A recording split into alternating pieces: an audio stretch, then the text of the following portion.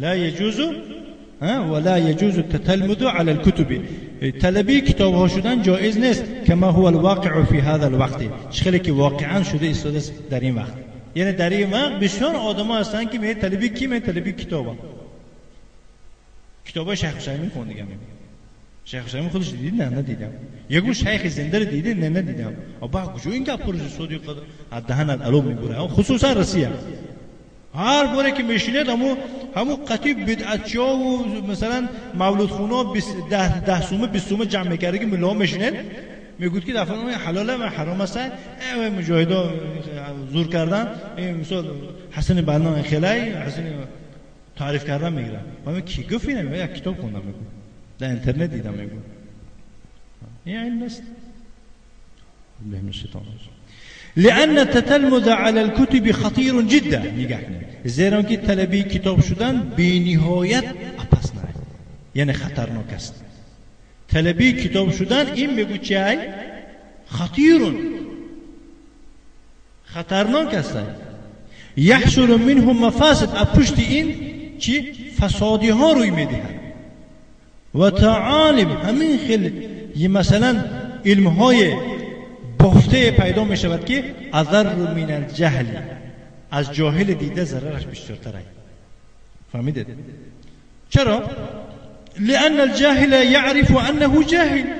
زیرا جاهل قانعه که من جاهلم. میگم هم خیلی نخوندم ندیدم ندونستم با شیخ نشستم میگم کتاب نخوندم میگم جاهلم. و یقف عند حدی. اهمو حدود خودش میایستد، حدودش نمیگذره. فهمیدید؟ جاهل میپرسن که مثلا فرضای نماز چیه؟ میگه دادر من از کجا میدونم. اما تتلمذ باشد او عالم تراش چیکار میکنن؟ او میپرد. یک فیزو خیلی که شیخ ما میگه. لكن المتعالم عالم تراش میگن. یکی شیخ کشید با همراهی شیخ نشستگی آدم متعالم میگن. طلبی کتاب شدگی، طلبی اینترنت دارش میگن متعالم، عالم تراش. یرا انه عالم، خودش عالم میبیند. میگه فهمیدید؟ یرا انه عالم و الک عالم علامش دیگه. چقدر ما انسانا رو دیدیم که همون ریشو لباسای سیاه و لباسای درازش خلقو میترسن. جوانو در گردش حلقه میزنند و سوال میکنن برادر همین میشد یا نمیشد؟ الله اکبر.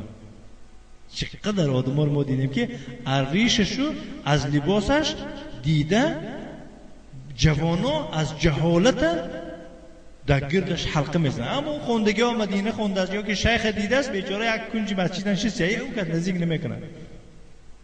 بسیار دیگه حاضر میخوشه دیگه. بله.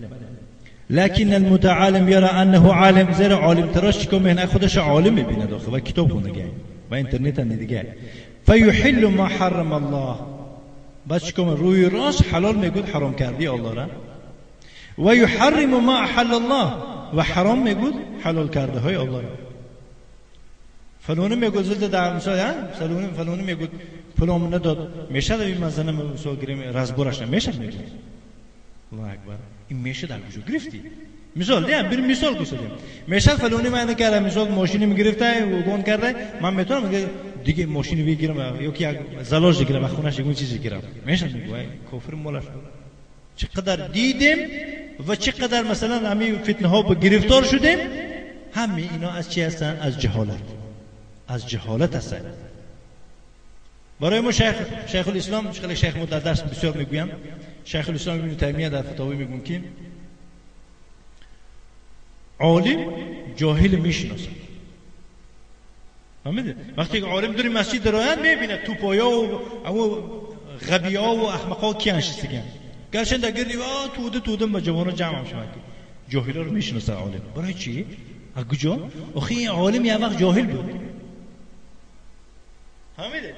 اما اون جاهل در 100 سال عالم نمیشناسه. برای چی؟ لانه لم يكن عالما يوما من الدهر.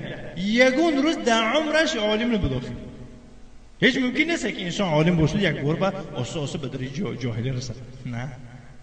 انسان هر باری که درس گیرد در پیش کدام استادی که نباشد به شرطی که عقیده صحیح سال ما کدوم استاد باشه اون گفتم که مثلا درجهش مثلا عقیدهش وایره نه استادهای سلفی مثلا زینه دارم رتبهش بلند است علمش زیاد است شیخ مو باشه شیخ مو اساس برابرم نیست مثلا ها در پیش کدوم استادی که شما درس میگیرید البته یک نویگری میشنوید که همون لحظه حس میکنید جاهل بودنتون خلاص بله برای همون من شما مقصد ما این خیلی امام و یک مشهور شدن و همه ما رو مثلا با انگشت اشاره قطعه فلانی گفته نه به این مقصد نخواهد ما نیت اساسی ما علم آموزیم که از درون ما جهل برآمده رود به سبب وارد شدن علم چون وقتی که علم داخل شود جهالت برآمده رفتن میگیرد میخلاصه نیت ما همین است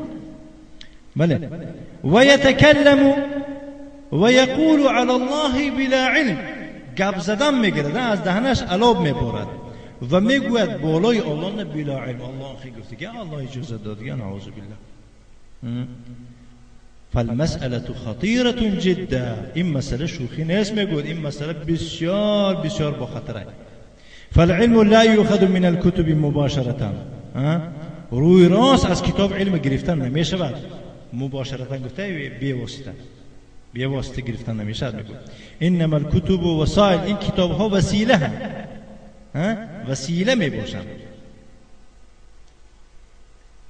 واسطه میباشند اما حقیقت العلم فانها تؤخذ عن العلماء جيلا بعد جيل اما حقیقت علم را به درستی گرفته میشود از علما از یک اهل زمان به اهل یک زمان دیگه جیلا بعد جیل یعنی یک پکلین به یک پکلین دیگه یک دور به یک دور دیگه یک دور به یک دور به دور گروه به گروه اومده ایستاده است علم والکتب انما هي وسائل لطلب العلم کتاب ها باشند اینها تنها وسیله و واسطه برای علم آموزی می باشند و صلی الله و سلم علی نبینا محمد و آله و صحبه و سلم تسلیما مزیدا